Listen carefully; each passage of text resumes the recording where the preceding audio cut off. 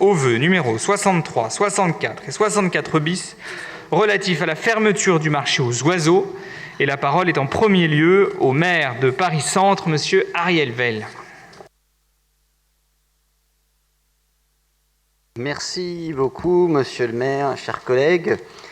Alors avec ce vœu, on a le sentiment de percuter un petit peu l'actualité de l'Assemblée nationale qui, vous le savez, a adopté à la quasi-unanimité vendredi dernier une proposition de loi contre la maltraitance animale, notamment les conditions d'achat et de vente des animaux domestiques. Nous y sommes. Mais le marché aux oiseaux est loin d'être un sujet d'actualité. Et son devenir ne peut pas être soumis à des postures politiciennes ou à des pétitions de principe. En réalité, depuis des années maintenant, les nombreux récits des parties prenantes, jusqu'aux commerçants eux-mêmes, à vrai dire, convergent pour dire qu'il subit de graves dysfonctionnements.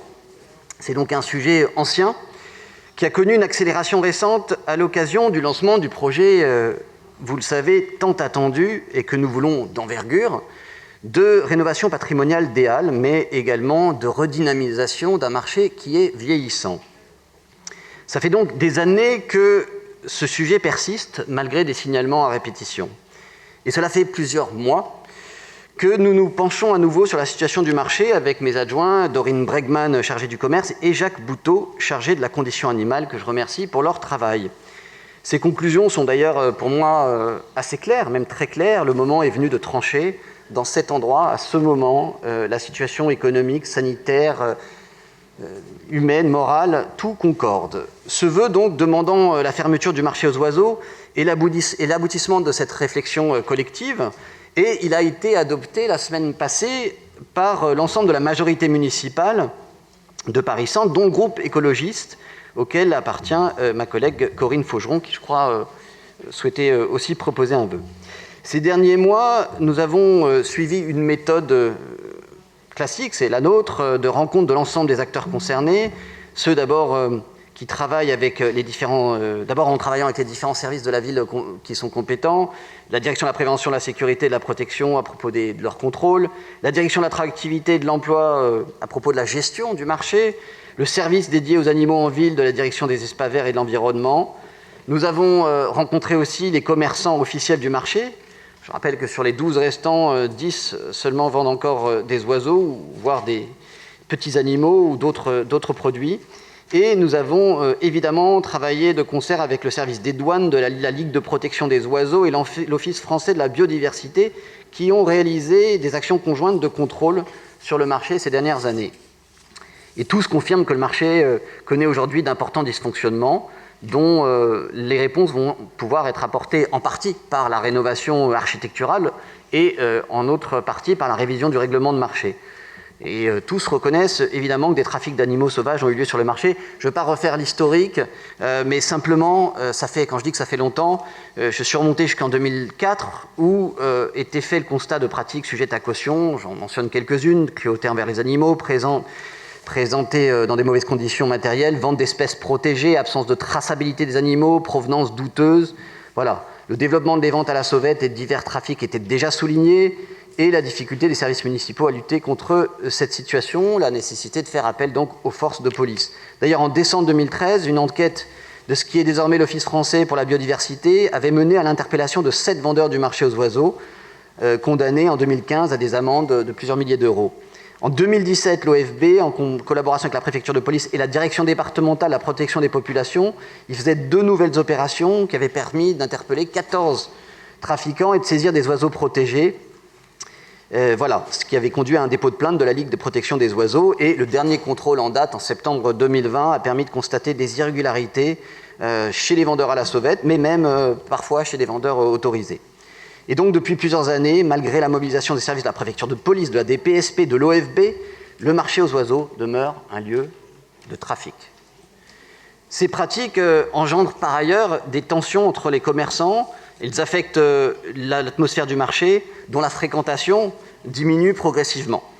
Et il faut reconnaître qu'aujourd'hui, le marché a perdu son charme d'antan. Voilà pourquoi nous souhaitons que le projet de rénovation permette d'améliorer le confort des commerçants, de végétaliser l'espace public alentour, de revoir le règlement du marché et de mettre fin au trafic et plus largement à l'activité de vente d'oiseaux qui concerne si peu de commerçants. Bien entendu, nous accompagnerons les commerçants et les commerçants actuels en les consultant, en consultant les syndicats, et nous les accompagnerons dans la reconversion de leurs activités. Je vous remercie et je vous invite à voter ce vœu. Merci, monsieur le maire. Vous avez donc présenté le vœu 63. Il est suivi du vœu 64, qui est présenté par Mme Corinne Faugeron pour le groupe des écologistes de Paris. Je pense qu'elle est en salle des fêtes.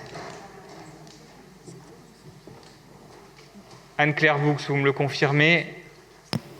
Tout à fait, elle arrive. Bonjour. Merci, monsieur le maire. Alors, chers collègues, j'ai une histoire un petit peu différente sur ce vœu.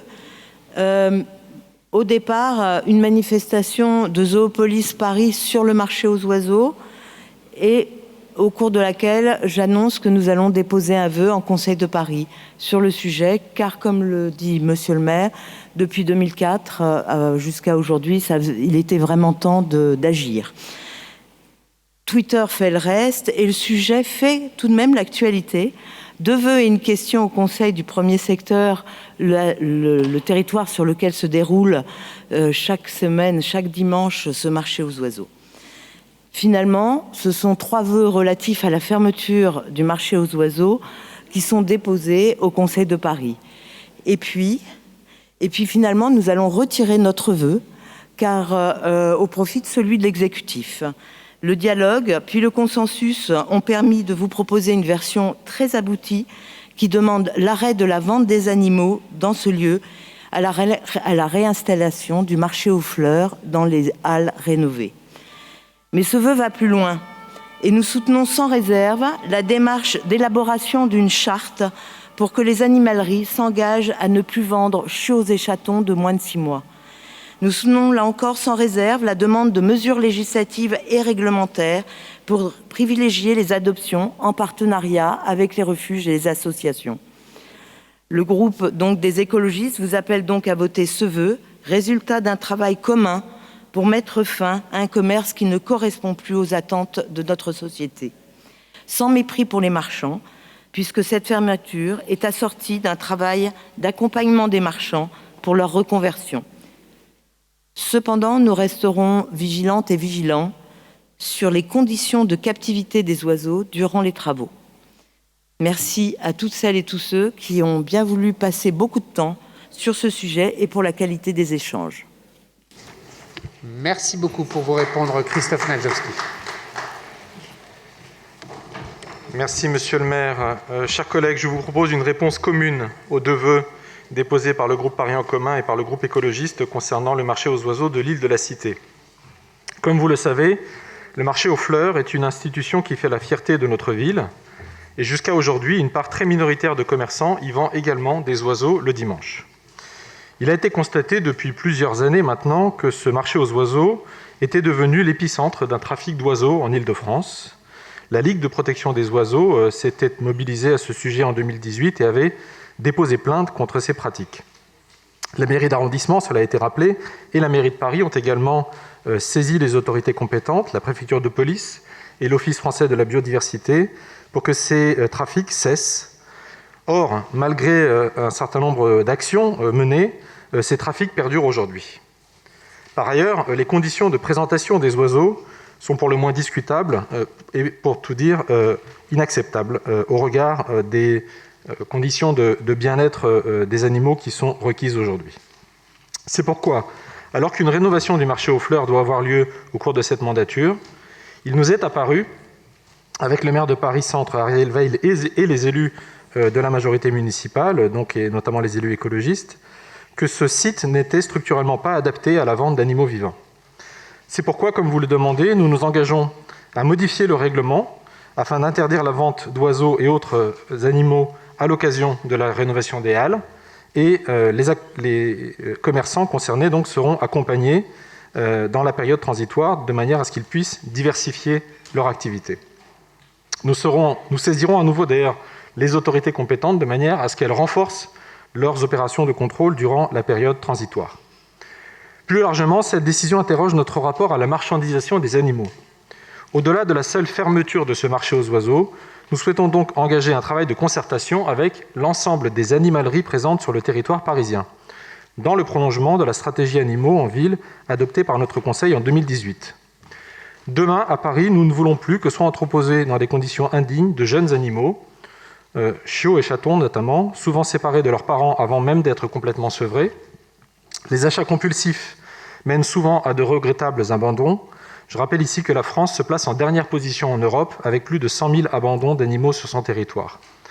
C'est pourquoi nous vous proposons également, alors que la question de la maltraitance animale est débattue actuellement à l'Assemblée nationale, d'interpeller le gouvernement pour interdire la vente de chiots et chatons de moins de 6 mois dès 2022, comme c'est déjà le cas à Londres. Ainsi, nous encouragerons les futurs propriétaires à se rapprocher d'éleveurs professionnels et nous réduirons les achats compulsifs qui mènent trop souvent à des abandons. Sans attendre, un travail de concertation va être mené avec les animaleries pour les accompagner dans l'évolution de leur modèle et les encourager à présenter prioritairement des animaux à l'adoption issus de refuges. En votant ce vœu et en s'attaquant au fléau de l'abandon et de la maltraitance, nous, élus parisiens, que nous soyons de l'exécutif ou élus du Conseil, feront valoir, je crois, notre attachement profond à la cause animale. Je vous remercie. Merci beaucoup pour ces réponses. Donc, je vais demander aux groupes qui ont déposé des vœux si les vœux sont maintenus ou retirés au profit du vœu de l'exécutif. Le vœu 63 du groupe Paris en commun est-il retiré au profit du vœu de l'exécutif? Oui. Le vœu 64 déposé par le groupe écologiste de Paris est-il retiré au profit du vœu de l'exécutif? Oui. Donc, je vais mettre aux voix le vœu 64 bis de l'exécutif. Et avant, j'ai des prises de parole, explications de vote. Madame Maud Lelièvre, pour commencer. Merci, Monsieur le maire. À Paris, le marché aux oiseaux est aussi tristement connu pour être effectivement un lieu de trafic. Et il a été rappelé, plusieurs opérations de contrôle menées par l'OFB, plusieurs dépôts de plaintes, notamment à l'initiative de la LPO, ont permis de mettre en exergue qu'un certain nombre d'espèces étaient issues de contrebande ou classées sur la liste rouge des espèces de l'UICN. La LPO a été très active et je crois qu'aujourd'hui on peut la remercier pour avoir mis en lumière, ainsi qu'aux côtés de d'autres associations écologistes, ce marché qui était dépassé et contraire à nos principes et à nos valeurs de préservation de l'environnement. Nous serons donc attentifs aux propositions de reconversion que vous avez indiquées concernant les marchands. Il n'est pas question de remplacer un trafic par un autre. Nous serons donc également attentifs aux végétaux qui seront vendus. J'ai également entendu vos propositions qui n'étaient pas totalement dans le vœu en matière d'engagement sur les animaleries. Il faut aller plus loin sur les animaleries, mais aussi pour aider la SPA, pour faire en sorte que les achats ne soient pas des achats coup de cœur d'animaux issus d'élevage, mais puissent permettre à des animaux domestiques de retrouver un foyer. Tout cela pour vous dire que le groupe MoDem, démocrate et écologiste, votera ce vœu. Merci beaucoup. René-François Bernard pour le groupe Changer Paris. Merci, monsieur le maire, mes chers collègues. L'objet de ce vœu, au moins initial, c'était le marché aux fleurs et aux oiseaux, revêt plusieurs dimensions. Si vous parlez logiquement de la question importante du devenir des animaux, on ne peut occulter l'histoire et la symbolique de ce lieu. Combien de passants ont pu, depuis tant d'années, s'arrêter pour écouter ces oiseaux de toutes les couleurs, comme le chantait Gilbert Bécaud. La renommée du marché de la place Lépine dépasse le simple cadre parisien, vous le prouvez vous-même comme l'en atteste l'article dédié sur le site internet de l'Office du tourisme et des congrès mettant en valeur de nombreux lieux de Paris. Certes, il est totalement normal de souligner que des dérives peuvent avoir lieu. Elles ont été signalées. La mission Animaux de 2018, à laquelle j'appartenais pour mon groupe, s'était d'ailleurs donnée comme recommandation de lutter contre les trafics d'animaux, non pas en fermant tout, mais en établissant des dialogues et des concertations avec les professionnels du secteur et en intensifiant les contrôles, veillant au bon traitement des animaux dans le marché aux oiseaux comme partout ailleurs. La loi contre la maltraitance animale qui a été rappelée, actuellement votée et qui va sans doute être adoptée, va prévoir des règles allant dans le sens et encadrant la vente d'animaux. Appliquons déjà ces futures réglementations. Elles devraient d'ailleurs changer les choses dans le cas du marché aux oiseaux et limiter d'éventuels trafics ou situations dans lesquelles les animaux seraient maltraités.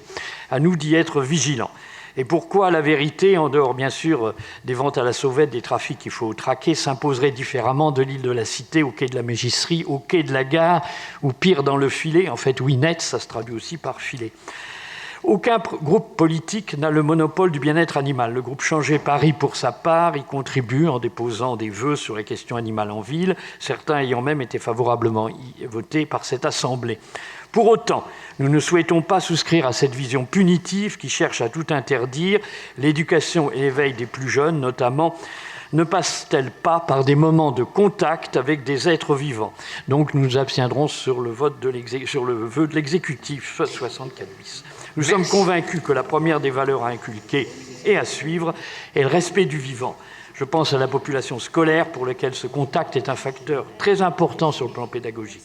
Ce respect ne peut provenir d'une opposition de plus entre les éléments du vivant qui contribuent à notre écosystème, mais d'un accueil et d'un dialogue entre toutes les branches du vivant à laquelle participe notre humanité. Je vous remercie. Merci beaucoup. Je mets au voie le vœu 64 bis de l'exécutif. Qui est pour? Qui est contre? Qui s'abstient? Il est adopté.